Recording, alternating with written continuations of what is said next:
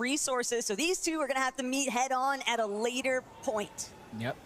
For now, it's just kind of load up, give ourselves a little bit of a fair fight. Chap, Flixie, Romero and his duo. This is something that we caught very, very early on. I believe it was Chap that was able to get both of those eliminations, and then we saw him down later because of the third parties. And now it goes, they both grab their respective floor loadout, and it's Flixie that gets the best of Romero first. Some tough breaking point right now for the Argentinians. Lewa gonna be left to try and pick up the pieces here, but for Chap, he's now gonna look to just prioritize keeping a little bit of a lockdown position here. They don't want to let Lewa escape. They would obviously love to have some more elimination points if possible. And not only that, but you got to keep your head on a swivel in these lobbies. You can never stop anticipating a third party intervening. Yeah, just all these contested fights all over the map. I saw some action going down in the feed as well for Latte. That's not too far away from here. But Yapko, Panzer, Jonas, Fellows, they're the ones across from each other. And another one of those contested fights where, yes, they can go ahead and play aggressive towards one another, but in the early portions of this, they will at least want to give themselves a loadout so they're not playing mostly on luck. But I'd argue that this is a much worse position currently for Jonas and Falos, because you have to remember, Yapko, Panzer, they've already had one solid lobby, and in a 6-game format for top 25, most of the heavy lifting has been completed. So now Falos and Jonas, they're going to be stuck having to try and escape, stay out of Panzer and Yapko's line of sight. But Shartini, they're looking to get more aggressive right from the start. They have gotten their revenge here in this second lobby. I wish Zeke would have asked them what they need to do different, because it feels like they did exactly that. In game one, we saw them fly high. They didn't go to the closest drop marker down below, and that made it late to take over Wonky Land. This time around, it looks like they got aggressive. They went ahead and pushed the fight over to Clicks and Higgs. The first down is there. Clicks in a 2v1. You can see him trying to make a play, but Taco, by then, it's too little, too late. Shark and Teeny get their get back. Look, I understand that Teeny is definitely very strong when it comes to those lurk play opportunities, but sometimes you just got to let Shark's natural instincts take over. That upfront and aggressive close combat sort of style is definitely going to work out in their favor, because Clicks and Higgs, we even heard it in their call out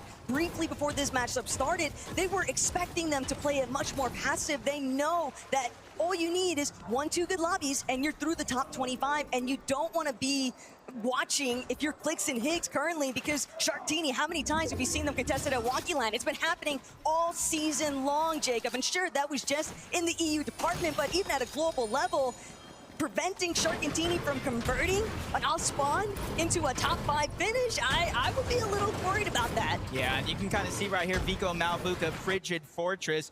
Wondering maybe, where did Vico get that elimination while uncontested? Well, Taka, let me tell you, he actually took down Agers from Frigid Fortress, really playing a role in that fight. Noah Riley's gonna go down. Razan's gonna be by himself, 1v2 situation. Well, let's see how good his practice map actually is. Reason is doing what he can to try and get away, but Veloz looking to chase this one out. They need some kind of recovery point, but Reason, he might be running straight into the heart of where Yapko is currently based up, but Veloz might be forced to give up the chase. Don't want to expend too many resources too early on, especially when you know that Painted Bombs currently belongs to Panzer and Yapko. The juice just isn't worth the squeeze, so Reason will manage to escape, but it might only be a temporary relief, because Yapko and Panzer, they might have a good idea of where exactly the solo's at. Yeah, and you just got to be very cognizant of where the zone is actually pulling, because right now, you can kind of see the edge of it, so it seems like it might be pulling away from the northeastern part of the map. Only time will tell. Asayas, Scary, going for a lurk play. They already win their off-spawn fight, but that's not going to be enough. Quinjan Twy, it looks like they're trying to sneak up onto them that already have their base secured, so it might not be the best idea. So I do like this out of Asayas and Scary. Instead of trying to push in a fight that you might not need, they go ahead and disengage and continue their game. BOT, unfortunately, a victim of Thomas HD and Focus. That one elimination, we're going to try and propel them forward as they're looking to get the secondary component. LB Works just barely managing to get away, but it's only going to be a short-lived instance. Focus and Thomas get a little bit of a run back here to see how exactly that all broke down for BLT, and unfortunately, yeah, Thomas just too quick with it, waiting on that opposite angle. Yeah, almost makes me wonder, is that a part of their strategy after kind of realizing in game one, we might need to get a little bit more aggressive for Surge, whether it's close range or long range. But Thomas, Focus, from Riptides to that elimination, they're already on the move. Sky and Scroll as well from the north side of Battlewood. They did exactly what Venno said they should have done. Switched up their game plan because what they were doing should not have worked. And now Sky and Scroll, instead of overstaying their welcome at Battlewood Boulevard, they instantly rotate the Dark Dominion. I've already recognized the fact that this lobby is moving at a different pace entirely, and they don't want to be left behind. Staying one step ahead of the pack is always going to be difficult, though, especially with the way that some of these other teams are playing. Hobby and Aminish, after that first game performance, they found themselves just inside of the top 10, and they're looking to hold on to that position. Fights don't stop. Chap and Flixie from one to the next. They win their off-spawn fight, and sure, essentially, that new Sanctuary would be uncontested to themselves, but after that, you see them rotating out through the tunnel. They put themselves in a 2v1 situation. Nutty's gonna be the only one down below, and there's really no options. They closed off each end, and they're really trying to make their numbers advantage work, pressuring in zone after zone. Nutty's just trying to go ahead and run away now, and this might be his only chance at survival. Well, Flixie sent a little bit further back than what had originally been intended there, but Chap's still willing to get Chase cut off yet again by the top of that tunnel, and that might have been just enough delay for Nutty to slip away. But even still, Jacob, relatively low on materials, doesn't have any metal, needs to get a reboot off for Gabzetta, and there are other teams still looking to try and enter new Sanctuary, and whether or not they're also a team that's hurting for some hard material, looking to try and refarm some of those elements, it's not going to be very easy for Nutty to find this reboot anytime soon. Yeah, for Chap and Flixie, though, I like that lack of desperation for that elimination. They say, hey, he's going in new Sanctuary, he's going to have to come out eventually, and they're just going to wait instead of waiting and moving in and possibly getting lurked, just like you see Janice and Cheatin doing here to Controller. Haman, I'm not sure if he's there anywhere nearby, but he desperately needs to get some sort of a signal because they are gearing up right now to break through the wood, land a good shot on a Controller, but he got the signal just a little too late. He's in the box. They're not trying to let him out, and they do not let it happen. That first knock, that one's going to be easy. Haman is almost nowhere in sight. So for Cheat and Janice, that was a free elimination. They definitely need to start establishing some territory pretty soon here. Haman, though, stuck inside of their Surge base, but if he's that high up, Jacob, you have to wonder how exactly were Cheatin and Giannis able to slip by the Watchtower, and now Haman forced to try and figure out, do I stick around? Am I going to be able to disengage? Or will I just be lit up the moment that I try to escape my position? I will say the saving grace, though, for him is the zone is pulling away from that spot. So eventually, everybody will have to go, and he'll get at least a chance at that reboot card. But you can kind of see in Cheatin's inventory, literally seconds before, he had bandages in there. So you can see they're lacking a ton of loot, and that elimination's got to help them tenfold. Let's jump on our winners of game one, 101 points, Cold and Rapid. They said, hey, this one for them was a little easy. They got high ground. I don't think anybody had a chance to look up. They were playing that first lobby as if it was an opens, Jacob. It did not seem like it was a Summit Major LAN appearance because they just had so much control and they never once hesitated with any of their decisions. So the composure very clearly matching their mentality right now. But Yuma, Koyota, scenes over by Frigid Fortress. Could be heating up pretty soon here. Koyota doing what he can to try and stay out of the line of sight there from Vico and Malibuca. You know, they're likely to be lurking. Rapid Coldo, they might have just caught Mibia and Pupu completely off guard, completely sandwiching this duo. They're both so low on HP, and Rapid, he knows there's only one good pump shot left to make this elimination happen. Yeah, Cold, Rapid, It almost feels like they chased these guys down in game one. That's how they're able to get their early surge and eliminations, and they're trying to stick to the game plan. Zone is moving over towards the northwestern part of the map, so as soon as they can find this elimination here and clear a path, they won't have much to worry about outside Reed and Cooper. We're at Latte Landing. They know they have their long launch pad then, so they're not in a rush either. And this has kind of been the meta this season. With the shockwaves, with the gauntlets, you can go ahead and travel a long distance in a short time. So you're seeing with the surge changes coming in, more and more teams staying inside of the zone early on. But the bigger issue that was building there was where Cooper was actually based at. He had the full cutoff point there for Mini Pio. He's forcing them to rotate through Painted Palms, and eventually they're going to run straight into where Apko and Panzer were at just to try and evade two other duos. So it's not like they have a clear-cut path in front of them. Meanwhile, Peterbot and Pollo, they're also taking a little bit more of a scenic tour. They definitely want to start trying to build a little bit more cushion zone in the points department, because 8 is not where we would anticipate to see this duo after that first lobby. Yeah, and underneath, Venno Curve just rotating on by. I thought for a second maybe they're just lurking around, but nope, you just can't freely pass Peterbot and Pollo when they're that high in the sky. They got a huge vision advantage over everybody else. But Venno and Curve sneaking by, making sure they don't take a single shot of damage. Up top, Peterbot and Pollo, they're gonna use the fizz, the shockwave. That's how they're going to make it to zone. Alex and Reckless, they moved in from the far eastern side of the map over towards Sandy Strip. And typically for teams that do land on the outskirts, they do rotate into POIs just like Sandy Strip to go ahead and replenish what they're missing from their drop spot.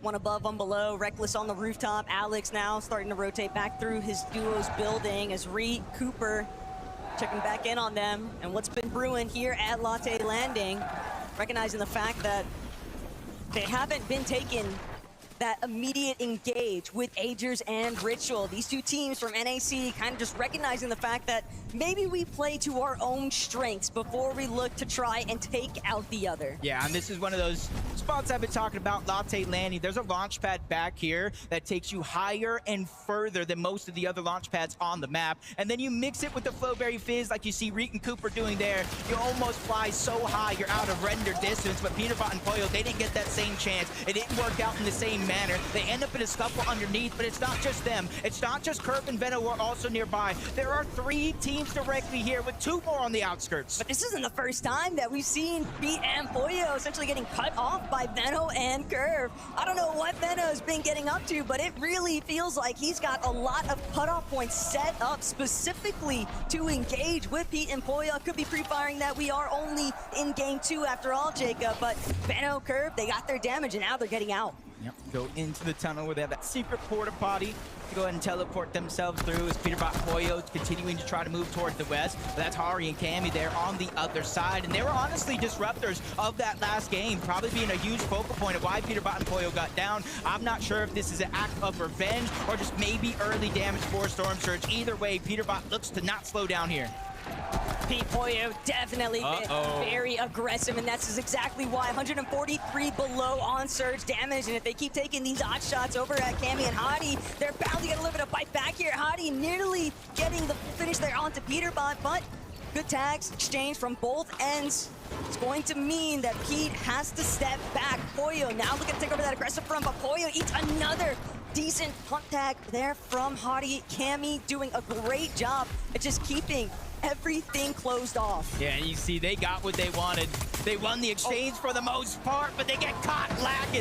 Peterbot not missing a shot, getting that first down on Ahari. But you see, Taco, they're still 27 below the damage threshold. They needed more than just a full elimination worth of damage, so they have to continue to be on the hunt. Right now, it looks like they're looking for Cammy as a solo, but you see there's plenty of opportunities right in front of them. That went from being the dream scenario for Cammy and Hadi to an absolute nightmare. And now Cammy trying to see if he can enact his own revenge here, but Pete quick with the cutoff. Pete here to remind everybody exactly who he is in this moment, but he'll be forced to just keep things moving forward. He got the damage he was after. He doesn't want to spend any more time here on Cammy, and he's left Cammy in the dust, stuck dealing with Surge and everything else in between. It's a 5-tick zone. There's no more heals. He has to make it in now. The timing has never been perfect. He gets into the zone. The elimination to Cammy. The siphon comes goes in, and now they have a Fizz. They are above the damage threshold, Taco, but when you look after their loadout, they're in desperate need of loot.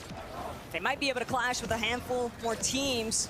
It all depends on whether or not they actually want to try and make some sort of a dead side approach. You also have to remember that there are going to be other duos looking to try and scale up this mountain face. The zones over by Wonky can be very brutal to actually retain any sort of materials, and when you are a duo that's already clinging on for just those last little bits of scraps, Chino, Pablo, kind of a similar position here. They might have a little bit of damage to be just above for the moment, but will that stay true? Yeah, in the next zone, that's going to get flipped upside down more than certainly. See Minute down on the side of that mountain. You said it yourself. Making up and scaling the summit here is going to be near impossible. Only the best will survive. Scroll, Sky, they see them down to just one individual. Sky, and he's below the damage threshold. 132, essentially needing an elimination, and he needs it now. Storm Surge will activate, and he will take that 25 damage every 7 seconds. Probably happy to just be leeching off of Size as Flowberry Mist Grenade, but first, can he break out away from Size? Looking back, sees there is a solo behind me. He might be able to be the cutoff point, but instead, recognizing I've just got to keep things moving forward. He's such a low material count here, though, Jacob. If he can find that solo, if he can get that elimination, the refresh would buy him so much time instead of having to play for the backside of zone. Yeah, and if climbing the mountain wasn't hard enough, Peterbot and Pollo go down before they reach the top of that mountain. The zone pulling all the way across, so we're gonna go through varying different elevation changes, and if you don't have the materials, Taco, good luck to you, but Sky somehow finds a way to get above the damage threshold. 50 teams still alive, so even so, Storm Surge deactivates here. It will not officially turn off in this game until there's 40 or less players standing. Sky is so trapped right now. Vico and Malabuka definitely sniffed out his position, but they also know why take the risk. They have the options, the opportunity to try and make their way towards the next high ground point, and Sky still as a solo from behind takes down Science, takes out Repairs, the siphon kicking in, the lifeline has been extended, but can he actually make it up the mountain face? Another siphon to bail him out momentarily, but for Strokey, he might just be the one to shut Sky's fate down to a limit here, and Sky can't continue working his way up. He's out of this one, but at least got 3 eliminations. Yeah, even though those eliminations were good, he just got no mobility from it, and that's what eventually caused his downfall. But you can see they're not going down without a fight. Our top 25 teams left in this game. That means placement points are starting to play a role. And with every team that falls, they'll cascade further and further until you get that victory royale. And obviously, eliminations make the difference throughout the test of time in FNCS. We've seen it play a role multiple times. Guess who's on the high ground currently? It's Acorn and Bolt, and this is practically their backyard. Starting off over by Storm Station, they haven't really had to move too far away from home, and almost 1,300 damage above. They are completely smothering this lobby and not allowing anybody to even remotely consider trying to challenge them on height. All they've got to do is keep spraying out that secondary height layer, and even the duos that are trying to see if they can overdrive their way forward, they're just getting cut off entirely. Bolt and Acorn, along with the rest of the lobby, the catastrophe is taking place. No one can survive. Yeah, as we see, they're going off the side of the mountain again, going down. Maybe a little bit of hills in the way for Pablo. Chino, you see they have very little materials, no extra heals. Even though Storm Surge is no longer a worry in this game, it's about where they're going to get the elimination. And Kiruo from the flank is able to get one. He gets back to back by himself to make miracles happen. Hey, better than a last-minute fill, and what else could you possibly ask for than getting those points delivered at your front door, man? But Vico, Malabuka, now looking to see if they can have a possible challenge here on height. Malabuka still looking. They're going to drop, but it's momentary. They see Tyler, Matt and Cole, too many duos. A little bit too close for comfort here. Malabuka without any material. He's waiting to see if Vico can actually play catch-up, but Vico left behind.